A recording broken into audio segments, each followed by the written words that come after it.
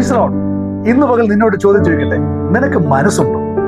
ആമേൻ. 38 വർഷമായി ബെഥേസ്ദ കുളക്കരയിൽ കിടന്നവനോട് എന്റെ യേശുവിന്റെ ചോദ്യമാണ്, നിനക്ക് സൗഖ്യം പ്രാപിക്കാൻ മനസ്സുണ്ടോ? കർത്താവിന്റെ ചോദ്യത്തിന് മുൻപാകെ അവൻ പറഞ്ഞ മറുപടി ഉണ്ട്, കർത്താവേ, എന്നെ ഈ കുളത്തിലിറക്കാൻ ആരുമില്ല, എന്നെ സഹായിക്കാൻ ആരുമില്ല, ഞാൻ തളർന്നു കിടക്കുകയാണ്.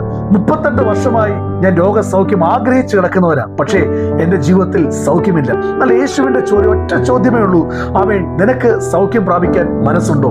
നിന്റെ ബാക്ക്ഗ്രൗണ്ട് കർത്താവിന് അറിയണ്ട, ആ വിഷയത്തിന്റെ തീവ്രത കർത്താവിന് അറിയണ്ട, അതിന്റെ ആഴവും ഭാരവും നിന്നെ ആരും സഹായിച്ചില്ലെന്ന് കർത്താവിന് അറിയേണ്ട ആവശ്യമില്ല.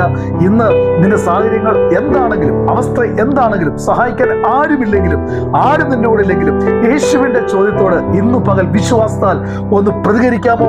ഇന്ന് പകൽ യേശുവിന്റെ വാക്കിന്, കർത്താവേ, എനിക്ക് മനസ്സുണ്ട്, ആമേൻ, ഞാൻ സൗഖ്യം പ്രാപിക്കാൻ, അനുഗ്രഹിക്കപ്പെടുവാൻ, നന്മ അനുഭവിപ്പാൻ ഞാൻ റെഡിയാണ് എന്ന് പറയാമോ? ഇന്ന് പകൽ നിന്റെ ചരിത്രം മാറാൻ പോവുകയാണ്.